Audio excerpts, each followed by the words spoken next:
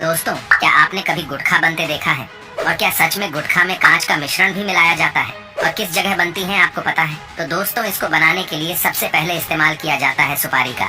और सुपारी हमें मिलती है इस पौधे से, जो कि आप अभी देख रहे हैं। जी हाँ, यहाँ पर सुपारी की खेती की जाती है। इन छोटे छोटे पेड़ों पर सुपारी के फल लगते हैं और जब तक ये फल पक नहीं जाते तब तक इन्हें अच्छे से पाला पोसा जाता है। जब ये सुपारी का पौधा अच्छे से बड़ा हो जाता है, इसके फल को पौधे से अलग कर लिया जाता है। इसको भी अलग करने का प्रोसेस ठीक वैसा ही होता है। इसको आप पीट कर पेड़ से अलग किया जाता है।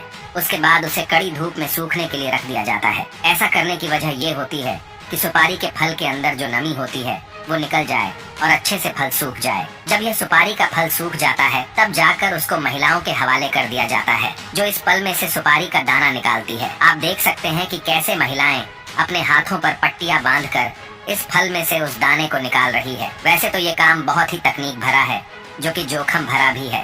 तेज धार वाले हथियार की तरफ बिना देखे ये कैसे सुपारी को काटे जा रही है। अब इस सुपारी के दाने को बहुत ही गंदे और बेकार लाल रंग के केमिकल में उबाला जाएगा। ऐसा इसलिए किया जाता है क्योंकि कोई जब भी तम्बाकू खाए तो उसका मुंह तम्बाकू के रंग से लाल हो जाए। आपको बता दें कि इसको उबालने के लिए किसी और लकड़ी की नहीं बल्कि सुपारी की उस छाल का ही इस्तेमाल किया जाएगा जिससे ये निकला था। जब यह अच्छी तरह से केमिकल के साथ घुल मिल जाता है तब उसको सुखाने के लिए रख दिया जाता है। इसके बाद जब ये सूख जाता है तो उसके छोटे छोटे टुकड़े किए जाते हैं।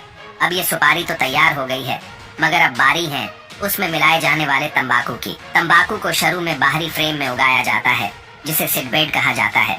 गर्म इलाकों में यह फ्रेम गीली घास या एक कपास की चादर से ढके होते हैं। 8 से 10 सप्ताह के बाद जब तंबाकू के पेड़ लगभग 10 इंच के हो जाते हैं तो इन्हें खेतों में शिफ्ट कर दिया जाता है। जैसे जैसे पौधे बढ़ते हैं उनके ऊपर का भाग काट दिया जाता है ताकि पत्तियां अच्छे से बड़ी हो जाए। इस प्रक्रिया को टोपिंग कहा जाता है। 90 से 120 दिन के बाद तंबाकू के पौधे कटाई के लायक हो जाते हैं। इसके बाद इन पत्तियों को फैक्ट्री में शिफ्ट किया जाता है, जहां पर इन्हें सुखाया जाता है, जिसको करने के लिए कृत्रिम गर्मी यानी कि आर्टिफिशियल हीट का इस्तेमाल किया जाता है। जब यह भूरे रंग की हो जाती है तो इन्हें अलग करके छोटे छोटे टुकड़ों में बांट दिया जाता है, जिससे ये असली तंबाकू के रूप में आ जाती है। और तंबाकू के अंदर कांच डाला जाता है। उसको डालने के लिए कांच की बोतल को मशीन के अंदर डाला जाता है और फिर मशीन उसको इतना बारीक पीस देती है कि ये एक पाउडर बन जाता है। इसको अगर आप अपने हाथ में उठाएंगे तो आपके हाथ को तो ये नहीं काटेगा, मगर हमारे मुंह के अंदर की स्किन थोड़ी सेंसिटिव होती है, इसलिए अगर कोई इसको तंबाकू के साथ चबाता है तो मुंह के अंदर से फट जाता है। और जब तंबाकू उस फटे हुए मुंह को लगता है तो हल्की सी जलन का एहसास होता है और इसके बाद तंबाकू का नशा और तेजी से चढ़ता है।